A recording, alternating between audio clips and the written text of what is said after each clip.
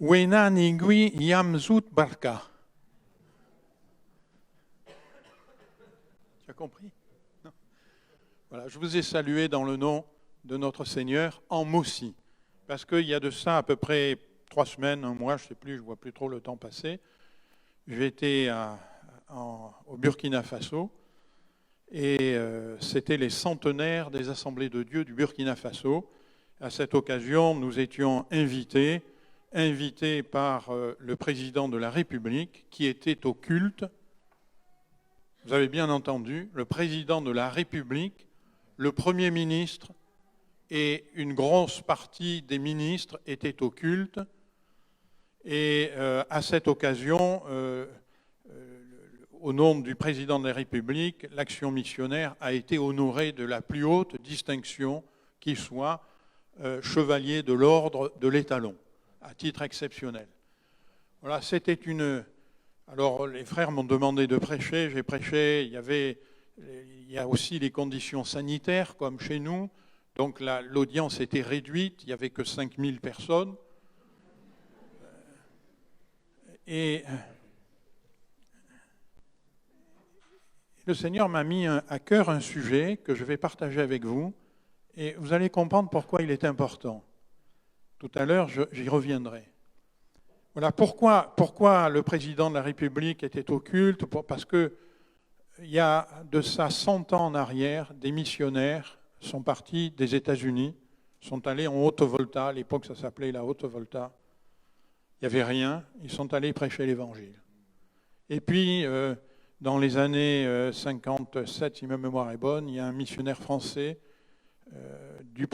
Pierre Dupré, qui est parti et qui a eu à cœur de fonder un collège, un hôpital, enfin un dispensaire à l'époque. Ce collège a formé, on va dire, une grande partie des cadres de la nation, un collège chrétien, un hôpital chrétien qui est aujourd'hui un des plus gros hôpitaux, je crois, du Burkina, avec 600 personnes reçues quotidiennement, 300 lits, un énorme hôpital. Et tout ça fait qu'aujourd'hui, les Assemblées de Dieu au Burkina Faso, c'est une œuvre merveilleuse. On ne peut que être ébahi devant l'ampleur de l'œuvre. Sur la station missionnaire, ils ont construit une église, 6000 places. Je l'ai visitée, c'est impressionnant. Je dis, mais comment vous l'avez financé? Il me dit, oh ben les chrétiens ont donné, ils ont vendu des terrains, ils ont vendu des maisons, ils ont apporté pour qu'on construise l'église. Que Dieu soit béni. Lorsqu'on obéit au Seigneur, lorsque le Seigneur appelle quelqu'un, qu'il est prêt à tout laisser pour aller prêcher l'Évangile, Dieu appuie son témoignage. Alléluia. Voilà, je voudrais vous parler d'un sujet qui est en rapport direct avec ce que je viens de dire. Ah, la zapette, elle est... Ah là, elle est là. Je l'avais dans la main, mais je ne l'ai pas vue. Voilà. La puissance qui vient d'en haut. La puissance qui vient d'en haut, j'ai pris ce passage d'Acte 10, vous savez, c'est le passage où Pierre va aller rencontrer Corneille, mais je voudrais faire un focus sur les 22 premiers versets. Nous allons les lire tout à l'heure. Pourquoi les 22 premiers versets? Parce que je crois que ce sont les plus importants de tout ce chapitre 10. Et je voudrais qu'on les voit ensemble. Alors on va les lire, je dirais par tranche, si vous permettez. Donc la première lecture que nous allons faire, c'est dans Acte 10, les premiers versets, les 6 premiers versets. Nous lisons. Il y avait, alors faites attention, parce que dans la Bible, tous les mots sont importants. Lorsqu'un homme écrit un livre, il écrit une phrase, il essaye qu'elle soit poétique, il essaye que, vous voyez, un jour mon épouse m'a donné un livre à lire, qui avait un livre de témoignages qui était épais comme ça. Je l'ai lu, j'ai eu du mal à arriver au bout, et j'ai dit, bon, le témoignage, il tient en 1 page. Mais il y avait des adjectifs, des adverbes, enfin des descriptions, etc. Voilà. On rajoute beaucoup de choses qui finalement n'ont pas une grande importance. Mais dans la parole de Dieu, chaque mot a une importance. Et donc faites attention aux mots que nous lisons. Il y avait à Césarée, pas n'importe où, à Césarée, un homme nommé Corneille. Il était centenier dans la cohorte dite italienne. Cette cohorte n'était pas n'importe laquelle, c'était celle dite italienne. Cet homme était pieux et craignait Dieu avec toute sa maison. Il faisait beaucoup d'aumônes au peuple. Il priait Dieu continuellement. Vers la 9e heure du jour, il vit clairement dans une vision un ange de Dieu qui entra chez lui, qui lui dit « Corneille ». Les regards fixés sur lui et saisis d'effroi, il répondit « Qu'est-ce, Seigneur ?» Et l'ange lui dit « Tes prières et tes aumônes sont montées devant Dieu. Il s'en est souvenu. Envoie maintenant des hommes à Jopé. Fais venir Simon, surnommé Pierre. Il est logé chez un certain Simon, corroyeur, dont la maison est près de la mer. » On arrête là notre lecture. Dieu s'en est souvenu. Je voudrais attirer votre attention. Dieu ne sait pas, l'ange ne dit pas à Corneille, Dieu s'est souvenu de toi, Corneille. Il dit, l'ange s'est souvenu de quoi? Il s'est souvenu de tes prières et de tes aumônes. Devant Dieu, il n'y a pas de favoritisme. Dieu n'a pas des chouchous. Dieu n'apprécie pas l'un plus que l'autre. Non, Dieu regarde le cœur de l'homme et regarde ce qu'il y a dans son cœur. Et il regarde les sentiments qui sont au plus profond du cœur et qui vont rejaillir dans son comportement. Voyez-vous, Corneille était un homme qui priait Dieu continuellement et qui faisait des aumônes. C'était pas que c'est son cœur qui était tourné vers Dieu. Et son cœur était tourné vers Dieu et tourné vers son prochain, vers celui qui était malheureux. Il faisait des aumônes. Eh bien, Dieu se souvient de ça. Alléluia. Les prières et les aumônes. Vous savez, toute la parole de Dieu nous dit que Dieu est le Dieu qui entend et qui voit. Et par exemple, dans Isaïe, il nous a dit qu'il y avait un roi, le roi Ézéchias, qui était malade et qui, alors qu'il était à la mort, il était couché et il nous a dit qu'il sur son lit, il s'est tourné vers le mur. Ce détail est important. Comme je disais, les détails dans la Bible sont importants parce qu'il s'est tourné vers le mur. Il ne parlait pas à quelqu'un, il parlait à Dieu. Et là, il a prié et il a imploré le Seigneur. Et le prophète Ésaïe, qui était dans la cour, Dieu va lui parler et va lui dire « Va dire à Ézéchias, ainsi parle l'Éternel, le Dieu de David, ton père, j'ai entendu ta prière, j'ai vu tes larmes. Voici, j'ajoute 15 années à tes jours. » Voyez-vous, Ézéchias était seul et il s'est tourné vers le mur. C'est bien pour nous faire comprendre qu'il ne parlait à personne de humain, il parlait à son Dieu. Et immédiatement, le prophète reçoit cette parole de la part de Dieu, va dire à Ézéchias, j'ai entendu ta prière, j'ai vu tes larmes, et je réponds. Alléluia. Dieu répond à nos prières et à nos larmes. Pas celles qui se sont répandues pour du spectacle, non, non, non. Celles qui sont faites en secret. Quand tu pries ton Dieu, entre dans ta chambre et là, dans le lieu secret, Dieu te le rendra. Alléluia. Le psaume 6, versets 8 et 9, dit ceci, « Écartez-vous de moi, vous tous qui commettez l'injustice, car l'Éternel a entendu la voix de mes pleurs.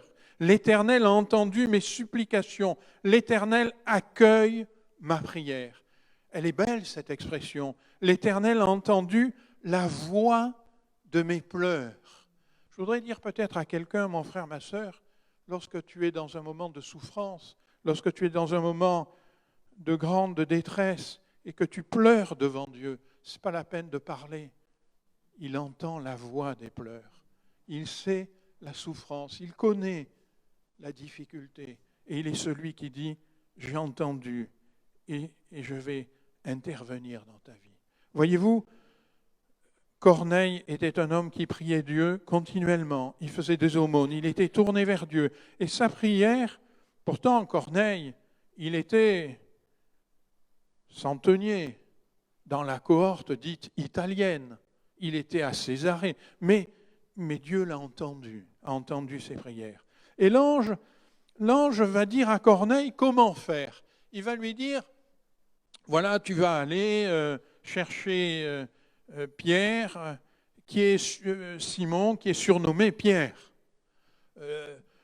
Simon avait été surnommé Pierre par le Seigneur Jésus, mais en dehors des apôtres, en dehors de ceux qui étaient autour de Jésus, pour tout le reste du peuple, Simon était Simon. Mais l'ange le connaît comme étant Simon surnommé Pierre par Jésus. C'est-à-dire que l'ange, il est dans l'intimité. Vous savez, les surnoms, c'est quelque chose, peut-être certains d'entre vous, vous avez des surnoms. Est-ce qu'il y en a parmi nous qui ont des surnoms? Je ne sais pas, hein. Moi, j'ai un surnom. Je ne vous le dirai pas parce que vous ririez tous. Mais on est 3 frères et tous les 3, on avait des surnoms. Les parents nous avaient donné des surnoms. Et quand on se téléphone, c'est par notre surnom qu'on s'appelle. Parce que c'est le groupe intime. Pierre était un intime de Jésus. Mais c'est aussi un intime de l'ange. Et nous connaissons Pierre par son surnom. Il est devenu aussi notre intime. Voyez-vous, l'ange connaît l'intimité de nos vies. Et on voit que l'ange connaît tout. Il lui dit, il est logé chez un certain coureur, la maison est là, enfin il y a le GPS de l'époque, il est mieux que le nôtre, hein, il ne tombe jamais en panne celui-là. Hein. Et donc il lui dit comment aller chercher Pierre. Alors nous allons lire la suite si vous voulez bien. Donc le texte nous dit que Corneille, dès que l'ange l'a quitté, il va prendre des soldats qui sont un peu des proches de lui, il va leur dire tout ce qu'il a vu, tout ce qu'il a entendu, il va les envoyer. Il nous est dit, verset 9, le lendemain, comme ils étaient en route et qu'ils approchaient de la ville, Pierre monta sur le toit vers la 6e heure pour prier. Il eut faim. La 6e heure, à cette époque-là, on comptait les heures à partir du lever du soleil. Donc la 6e heure, c'est midi en gros. Hein, donc c'est normal qu'il ait faim. Il eut faim, il voulut manger. Pendant qu'on lui préparait à manger, il tomba en extase. Il vit le ciel ouvert et un objet semblable à une grande nappe, tachée par les 4 coins, qui descendait et s'abaissait vers la terre, et où se trouvaient tous les quadrupèdes et les reptiles de la terre et les oiseaux du ciel. Et une voix lui dit, « Lève-toi, Pierre, tue et mange. » Mais Pierre dit, « Non, Seigneur, car je n'ai jamais rien mangé de souillé ni d'impur. » Et pour la 2e fois, la voix se fit encore entendre à lui, « Ce que Dieu a déclaré pur, ne le regarde pas comme souillé. » Cela arriva jusqu'à 3 fois, et aussitôt après, l'objet fut retiré dans le ciel. Tandis que Pierre ne savait en lui-même que penser du sens de la vision qu'il avait eue, voici les hommes envoyés par Corneille, s'étant mis en quête de la maison de Simon, sous-entendu Simon le courageur, se présentèrent à la porte et demandèrent à haute voix si c'était là que logeait Simon, surnommé Pierre. Et comme Pierre réfléchissait à la vision, l'Esprit lui dit, « Voici 3 hommes te demandent, lève-toi, descends, pars avec eux sans hésiter, car c'est moi qui les ai envoyés. » Le texte nous dit qu'ensuite, Pierre va se lever, il va les suivre, il va aller chez Corneille. Chez Corneille, il va demander à Corneille pourquoi il a fait venir. Corneille va lui dire, un ange m'a dit de te faire appeler pour écouter les paroles que tu as à me dire. Et si j'ose dire, après, Pierre va faire son travail d'évangéliste. Il va prêcher le Seigneur Jésus. Et là, il va y avoir une chose extraordinaire. Tous vont être baptisés du Saint-Esprit. Et l'apôtre Pierre va être témoin de cela. Mais je dis, vous voyez, les versets les plus importants, c'est ceux que nous venons de lire. Parce qu'ensuite, Pierre, permettez-moi de vous dire, mes chers collègues pasteurs, Pierre, il fait son travail. Mais ce qui est avant, ce que nous venons de lire, ce n'est pas Pierre qui le fait. Ce n'est pas Corneille. C'est la puissance d'en haut qui le fait. C'est la puissance d'en haut qui fait cela. Parce que Pierre avait beau être un apôtre je dirais, l'apôtre par excellence. Bien sûr, Pierre, un jour, a trahi le Seigneur. On lui a demandé, quand le Seigneur était jugé, une portière, une femme qui se tenait à la porte, on appelait ça une portière, lui dit, est-ce que tu ne les fais pas aussi avec eux? Et il va dire, non, non, je ne le connais pas, et par 3 fois, jusqu'à ce que le coq chante. Et là, le Seigneur il va croiser le regard du Seigneur, et il va pleurer amèrement parce qu'il a renié le Seigneur. C'est vrai, mais l'apôtre Pierre, quel apôtre extraordinaire, l'apôtre qui a toujours été avec le Seigneur, qui était là sur la montagne de la transfiguration, qui était avec le Seigneur et qui est sorti de la barque, qui a marché sur l'eau. Il n'y en a pas beaucoup qui ont marché sur l'eau à part Jésus. Pierre a marché sur l'eau. Vous me direz, oui, mais à un moment donné, il a enfoncé. Ok, mais vous avez marché sur l'eau, vous? L'apôtre Pierre à qui le Seigneur va dire, une fois ressuscité, il va laisser des anges avec un message, dites aux frères et à Pierre que je les retrouverai en Galilée. Cet apôtre Pierre à qui le Seigneur va dire maintenant, paie mes brebis. Waouh, quel apôtre! Et pourtant, cet apôtre Pierre, lorsqu'il a une vision, il est là en extase, il prie, et il a une vision, et dans cette vision, il voit une nappe avec des quadrupèdes de toute espèce, et une voix qui lui dit, tue et mange. Or, Pierre a été élevé parmi les Juifs, et il a pratiqué, il connaît, et il est pétri, si j'ose dire, de la loi de Moïse. Et dans la loi de Moïse, on ne mangeait pas tous les animaux. Il y a des animaux qui étaient impurs, c'est en fonction du sabot, selon qu'ils s'enfoncent ou pas dans la boue. Vous voyez, ceux qui s'enfoncent dans la boue, c'était la boue dans toute la Bible, c'est le symbole du péché. Eh bien, ceux-là, tu ne les mangeras pas. Alors, cette voix lui dit, il y a des quadrupèdes, de toutes sortes de quadrupèdes, et cette voix lui dit, Pierre, lève-toi, tue et mange. Et Pierre, tout naturellement, forgé par sa culture, dit, mais non, Seigneur, je ne peux pas faire ça. Jamais je n'ai mangé des choses impures. Jamais. Ce merveilleux apôtre Pierre que le Seigneur a formé, que le Seigneur dont le Seigneur a travaillé le cœur, eh bien ce merveilleux apôtre Pierre, il commence par répondre « Non, c'est pas possible !» Vous savez, mes frères et sœurs, des fois le Seigneur nous demande des choses et nous marchons avec le Seigneur depuis des années, et cependant nous pouvons répondre « Non, c'est pas possible, Seigneur !» C'est ce que l'apôtre Pierre fait là. C'est pas possible. Cet apôtre qui était l'apôtre par excellence, pourtant, il va dire « Non, Seigneur, je n'ai rien mangé de souillé ni d'impur. » Remarquez qu'il dit bien « Seigneur ». Il comprend que la vision qu'il a n'est pas une vision qui vient de son imagination ou de quelque chose. Il comprend que cette vision vient de Dieu. Et je dirais, et en vous le disant, je frémis en moi-même, parce que moi-même et sans doute nous-mêmes, il nous arrive quelquefois de dire « Non, Seigneur. Non, Seigneur, car je n'ai jamais rien mangé de souillé ni d'impur. » Voyez-vous, Dieu ce jour-là voulait utiliser Pierre pour quelque chose. Mais dans l'esprit, dans la culture de Pierre, dans son cœur, dans son esprit, il y avait un obstacle. Un énorme obstacle. C'est que cette culture l'empêchait, était une rigidité qui l'empêchait d'être utilisée comme Dieu voulait. Vous savez ce qui se passe? Vous allez comprendre pourquoi je vous dis ça tout à l'heure. Vous savez ce qui se passe quand dans un champ, un paysan, un cultivateur, je dis paysan pas au sens péjoratif du terme, un cultivateur, veut passer avec sa charrue, son soc, etc., et qu'il y a un énorme rocher. Un énorme rocher, même avec des baramines, etc., on ne peut pas le déplacer. Alors, les cultivateurs qui tombent sur ce genre de problème, ils appellent des gens spécialistes, dont c'est le métier, et ils font exploser le rocher à coups de dynamite. Parce qu'il faut passer et qu'il y a un obstacle, alors il va falloir qu'on passe. Et ce n'est pas l'obstacle qui va avoir le dernier mot. Eh bien, dans le cœur de l'apôtre Pierre, il y avait un obstacle.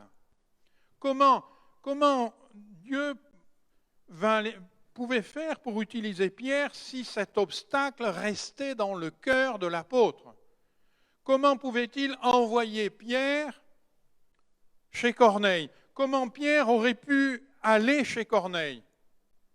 Vous vous rappelez, j'ai insisté tout à l'heure, où était Corneille? Il était à Césarée. Césarée, c'était un port, un grand port que le roi Hérode avait construit pour rivaliser avec Alexandrie. Et comme Hérode voulait avoir les faveurs de l'empereur César, il avait construit face au port, vous voyez cette image de reconstitution, il avait construit face au port un énorme temple. Et dans cet énorme temple, lorsqu'on rentrait, il n'y avait rien si ce n'est une statue, je ne sais plus si elle faisait 10 mètres de haut, de César. Et c'est pour ça que la ville s'appelait Césarée. C'était en l'honneur de César. Et d'ailleurs, c'est à Césarée que se tenait le gouvernement romain de toute la Palestine. Donc, Césarée, pour un juif, c'était le cœur, le nid de l'empereur qui avait envahi. C'était l'image de cette culture païenne qui venait chasser la culture juive, qui venait mettre sa férule sur la Judée, sur la Palestine. Césarée, c'était le dernier lieu où un juif pieux serait allé.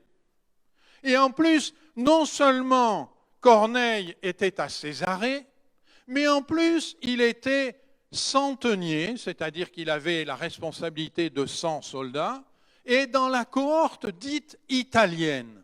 Ce détail ne nous est pas donné en vain, il nous est donné parce que l'Empire romain, partout où il passait, il embauchait des gens pour entrer dans l'armée. Vous savez, c'est un petit peu comme aujourd'hui, si par exemple les casques bleus, qui vont intervenir un peu partout dans le monde, parmi les casques bleus, il y a des gens de toutes les nationalités. Eh bien, l'Empire romain faisait la même chose. Quand il était dans un pays, ils embauchaient des gens dans l'armée qui étaient de ce pays-là. Donc, il y avait peut-être des cohortes qui étaient espagnoles, des cohortes, que sais-je. Mais là, c'est la cohorte dite italienne. C'est-à-dire, c'est une cohorte qui est vraiment l'essence même de Rome. Donc c'était à Césarée, le lieu du gouvernement romain pour toute la Palestine, la cohorte des gens qui représentent Rome. Le pire, je dirais, le cœur de l'envahisseur romain. Vous savez que tous les apôtres, on le lit à travers les évangiles, plusieurs fois demandent au Seigneur, mais quand est-ce qu'on sera libéré, quand est-ce que tu rétabliras?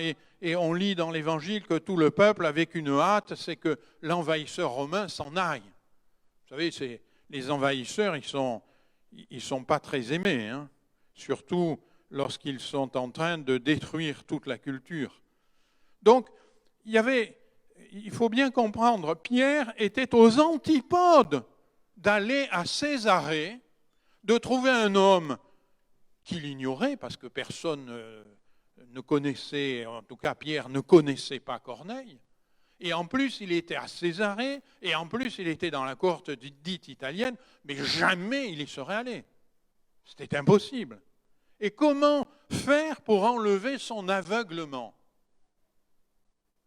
Comment faire? Pierre, il était avec les autres apôtres, quelqu'un qui était à la Pentecôte, quelqu'un qui avait reçu cette promesse du Seigneur, vous recevrez une puissance, le Saint-Esprit survenant sur vous, et vous serez mes témoins à Jérusalem, dans la Judée, dans la Samarie, jusqu'aux extrémités de la terre. Vous recevrez une puissance. Alors, j'ai prêché ça, et j'ai été traduit en Moussi. Et le traducteur a eu énormément de mal à traduire. Et mon frère Gérard Rigard, qui était avec moi, m'a dit, tu as vu combien il a eu du mal à traduire? Parce que il est écrit, vous recevrez une puissance. Il n'est pas écrit, vous recevrez une force. Mais il est écrit, vous recevrez une puissance. Et si vous regardez dans le grec ancien, alors je ne vais pas vous le lire parce que je ne sais pas lire le grec, mais le mot puissance, il est là en surimpression en jaune. Ce mot, il se dit dynamis. Et voyez-vous, tout à l'heure, je vous ai parlé de dynamite pour faire exploser les rochers. Parce que c'est intéressant de constater que l'étymologie du mot dynamite, ça vient du grec de ce mot-là, qui signifie puissance ou pouvoir, auquel a été ajouté le suffixe suédois it. Alors, quand vous regardez pourquoi ils ont rajouté un suffixe suédois it, pourquoi suédois? Parce que je vous rappelle que la dynamite a été inventée par un Suédois Nobel. Pourquoi it? Parce que ce pronom, il vient des langues scandinaves anciennes, et dans les langues scandinaves anciennes, il y avait le singulier, le pluriel, mais il y avait un troisième mode qui était le mode duel. C'est très étrange pour nous, mais il faut se rappeler que c'était des Vikings. Et le mode duel, ça voulait dire, c'est des individus qui sont face à face, où il y a une opposition. Eh bien, quelque part, dans le mot dynamite, tel qu'ils l'ont écrit, c'est une puissance qui est là dans une opposition parce qu'elle va avoir le dessus dans cette opposition. C'est pour ça que la dynamite face au rocher, c'est la dynamite qui gagne. Donc, il faut bien comprendre que le mot qui est utilisé dans ce verset de Actes 1.8, c'est le mot puissance et non pas le mot force. Pourquoi c'est important? D'abord, comme je vous le disais, le traducteur Mossy a eu du mal parce qu'en Mossy, le mot puissance et le mot force, c'est le même. Alors, comme justement je faisais la distinction, il avait du mal. Mais une puissance, ce n'est pas une force. Une force, vous voyez, regardez, je suis fort. Enfin, vous imaginez, hein. Je suis fort, d'accord? Mais je ne fais rien de ma force. Par contre, je suis puissant, je déplace quelque chose. La puissance, en français, ça se mesure par une force qui déplace quelque chose pendant un certain temps. Par exemple, messieurs, peut-être mesdames aussi maintenant, vous êtes au courant que dans les voitures, on dit elle fait 100 chevaux, 110 chevaux, 120 chevaux. Pourquoi on mesure ça en cheval? Parce que c'est la même puissance que 100 chevaux qui tireraient une masse pendant un certain temps. S'il n'y a pas de mouvement, il n'y a pas de puissance. On ne peut pas parler de puissance. On peut parler de force, mais on ne peut pas parler de puissance. Le mot puissance, il veut dire il y a un mouvement, il y a quelque chose qui se passe. Le rocher, il éclate, ça bouge. Il y a une puissance qui exprime une action, qui exprime un mouvement, qui exprime quelque chose qui bouge. Une puissance va faire bouger le cœur de l'apôtre Pierre. Cette puissance, elle vient d'en haut. C'est la puissance du Saint-Esprit qui est sur Pierre et qui lui dit, voilà, il a une vision. Le texte nous dit, Pierre était à réfléchir sur le sens de la vision. Il ne comprend pas. Il comprend que c'est contraire à ce qu'il a dans le cœur, ce que sa culture lui a enseigné, mais il ne comprend pas le sens de la vision. Alors le Seigneur va lui dire, voilà, des hommes te demandent, n'hésite pas un instant, pars avec eux, c'est moi qui les ai envoyés. Alors là, devant ça, Pierre obéit, quoi, il part. Hein, il part. Il faut une puissance qui fasse bouger. Une puissance qui va faire de Pierre un témoin.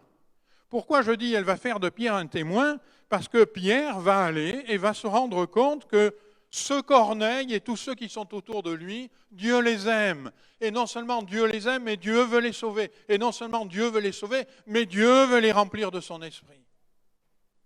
Une puissance qui fait de nous des témoins.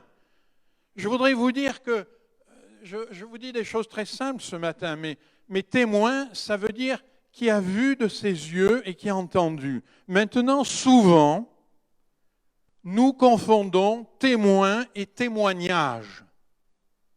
Est-ce qu'il vous est déjà arrivé d'être témoin de mariage? Je vais trop vite. Quels sont ceux qui ont déjà été témoins de mariage? Voilà, en général, on l'a été, témoin de mariage. Alors on vous dit, il y a un mariage tel jour. Alors en général, on vous le dit avant, on vous le dit quelques semaines, voire des mois avant. Je me marie tel jour, est-ce que tu veux être mon témoin? Alors le jour du mariage, vous arrivez, et qu'est-ce que vous faites? Vous prenez le micro et vous faites un discours? Non, vous ne rendez pas témoignage. Vous êtes témoin, c'est-à-dire ce jour-là, vous êtes là et vous voyez de vos yeux et vous entendez de vos oreilles quelque chose. Et plus tard, vous pourrez dire, j'y étais, je l'ai vu, je l'ai entendu, voilà ce qui s'est passé. Vous êtes un témoin.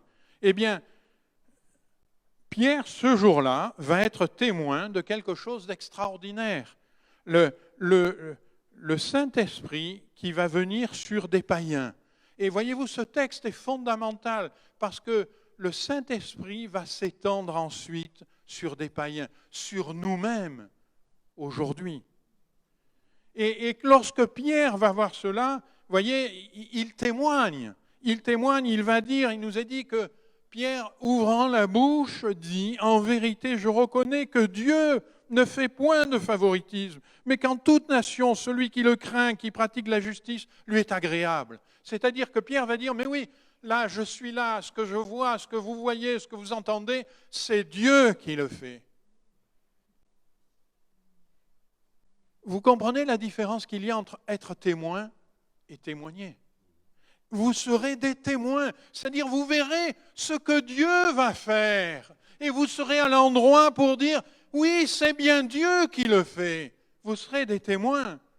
Pierre est témoin de l'effusion du Saint-Esprit sur Corneille. Et je voudrais terminer, mes frères et sœurs, pour vous dire qu'aujourd'hui encore, on peut être agréable à Dieu. Mais bien sûr, et peut-être quelqu'un est là pour les premières fois, ou quelqu'un qui nous écoute et écoute pour la première fois l'Évangile, eh bien, on peut être agréable à Dieu. La parole de Dieu nous dit qu'on peut être agréable à Dieu ou on peut être des enfants de colère. C'est tout à fait différent. On peut être agréable à Dieu, on peut recevoir le Saint-Esprit.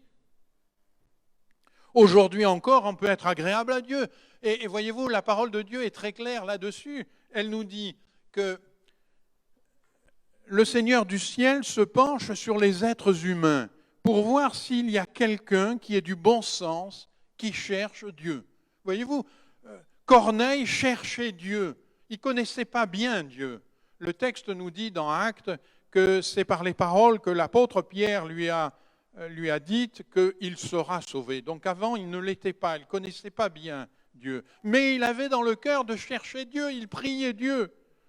Eh bien, les choses n'ont pas changé aujourd'hui même. Le Seigneur se penche sur les êtres humains, il regarde les êtres humains et il regarde si quelqu'un a du bon sens, si quelqu'un cherche Dieu. Si quelqu'un cherche Dieu, il lui est agréable. Si quelqu'un cherche Dieu et crie vers Dieu, vous avez vu tout à l'heure la voix des larmes ou la prière, eh bien, il va être secouru par Dieu. La parole de Dieu est très claire. Elle me dit, quand un malheureux crie, vous voyez, il n'est pas question de faire des belles prières longues avec des mots, des adverbes, comme je disais tout à l'heure. Non, c'est quelque chose qui vient du cœur, qui vient, pardonnez-moi l'expression, mais qui vient de nos tripes. Si quelqu'un malheureux crie, l'Éternel l'entend et le sauve. Il lui devient agréable. Aujourd'hui encore, on peut être sauvé pour l'éternité. La parole de Dieu nous dit que celui qui croira et qui sera baptisé sera sauvé, mais celui qui ne croira pas sera condamné. C'est à nous de choisir d'être sauvés. Aujourd'hui encore, on peut être sauvé. Aujourd'hui encore, on peut recevoir le Saint-Esprit. Aujourd'hui encore, on peut être témoin. Aujourd'hui encore, on peut être témoin de ce que Dieu fait. Les apôtres, après la Pentecôte, ils vont prêcher l'Évangile, ils vont être arrêtés, on va les menacer, on va les menacer de coups, de les jeter en prison. Et vous savez, les menaces de coups et de les jeter en prison aux apôtres, faites aux apôtres quelques jours après la crucifixion du Seigneur, ce n'était pas des menaces en l'air. C'était des menaces, en d'autres termes, si vous continuez, vous aussi, vous aurez la même fin. Alors, que font les apôtres? Il nous est dit qu'ils vont vers les leurs, ils vont vers les chrétiens, et ils prient Dieu, et disent, Seigneur, donne-nous de l'assurance. Mais ils vont dire, donne-nous de l'assurance. Comment nous donner de l'assurance? Eh bien, que nous soyons témoins. Que nous soyons témoins, parce qu'ils vont dire, en étendant ta main, pour qu'il se fasse des prodiges, des miracles et des guérisons par le nom de ton saint serviteur Jésus. Oui, Seigneur, donne-nous de l'assurance parce que nous serons témoins de ce que toi tu fais. Vous savez, je crois que Pierre, quand il est sorti de chez Corneille, qu'il a vu un centenier romain de la cohorte dite italienne à Césarée être baptisé du Saint-Esprit, il a dû se dire, oui, vraiment, le Seigneur appelle tous les hommes. Et il a dû avoir dans le cœur une certitude, une assurance encore plus forte. Oui, le Seigneur veut nous rendre des témoins. Pas simplement que nous témoignons, mais il veut faire de nous des témoins. Seigneur, place-nous là où tu le veux et que nous puissions voir ta gloire se manifester. Parce que, Seigneur, tu n'as pas changé. Tu es le Dieu qui fait des prodiges, des miracles, des guérisons. Et nous voulons, Seigneur, voir la gloire de Dieu. Amen. Nous voulons être renouvelés dans le Saint-Esprit. Il nous est dit que ça, c'est dans Acte 4. Vous voyez le verset 31. Dans Acte 4, 31, il nous est dit, quand ils eurent prié, le lieu où ils étaient assemblés trembla. Ils furent tous remplis du Saint-Esprit. Dites-moi, mes frères et sœurs, tous ceux-là qui sont remplis du Saint-Esprit, c'était les mêmes qui étaient à la Pentecôte. Ils avaient déjà été remplis du Saint-Esprit. Mais là, ils sont à nouveau remplis du Saint-Esprit. Mes frères et sœurs, je voudrais vous dire, vous avez été baptisés du Saint-Esprit, c'est merveilleux. La puissance du Saint-Esprit, ce n'est pas que le parler en langue. La puissance du Saint-Esprit, c'est celle qui nous fait bouger, c'est celle qui brise les rochers dans nos consciences, dans nos cultures, qui nous empêchent de faire le service pour lequel Dieu nous appelle. La puissance du Saint-Esprit, c'est celle qui nous met en mouvement.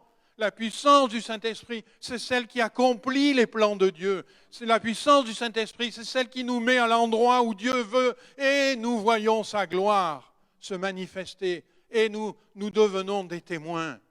Alléluia. Mes frères et sœurs, quand ils eurent prié, le lieu où ils étaient assemblés trembla. Ils furent tous remplis du Saint-Esprit.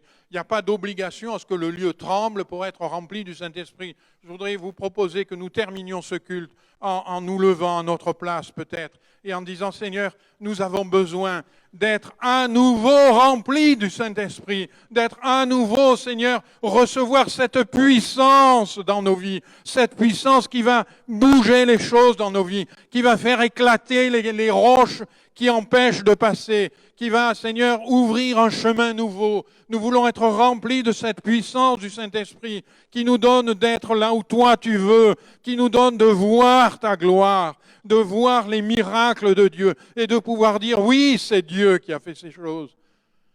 Mes frères et sœurs, il y a de ça quelques semaines, comme je vous disais, au Burkina Faso, ou à Ouagadougou, devant le président, le Premier ministre, les ministres, on a pu dire, oui, c'est Dieu qui a fait ces choses. Alléluia.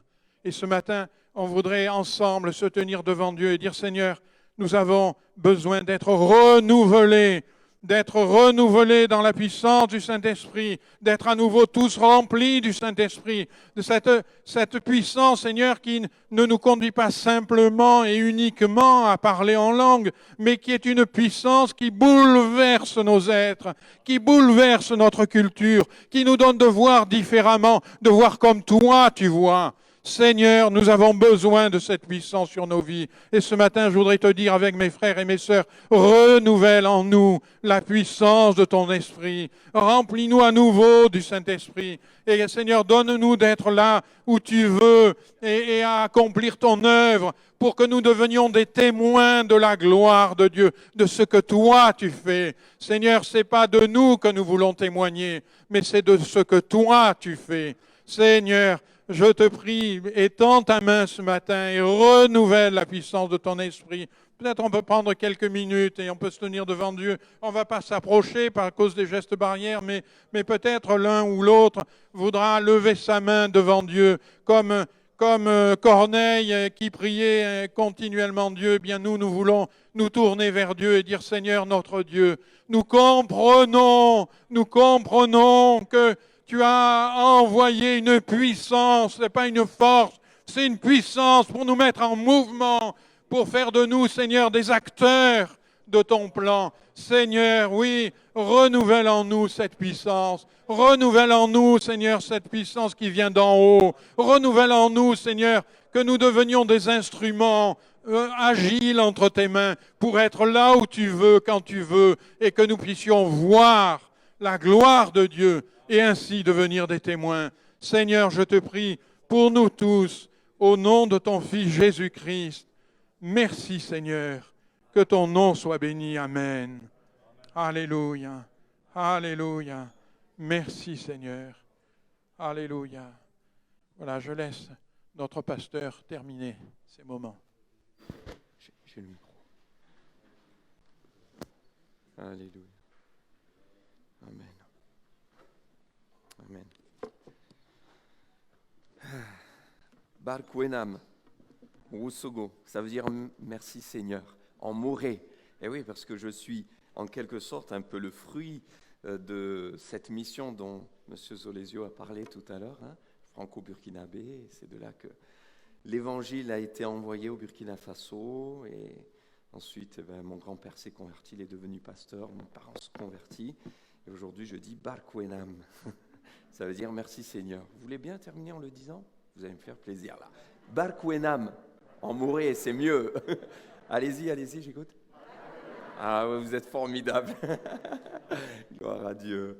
Merci Seigneur. Merci Jean-Luc pour ce message et que ça puisse bouger dans nos cœurs. Hein. Mise en application, on a compris. La puissance, ça nous fait bouger. Dieu vous bénisse. Bon retour à chacun et à chacune.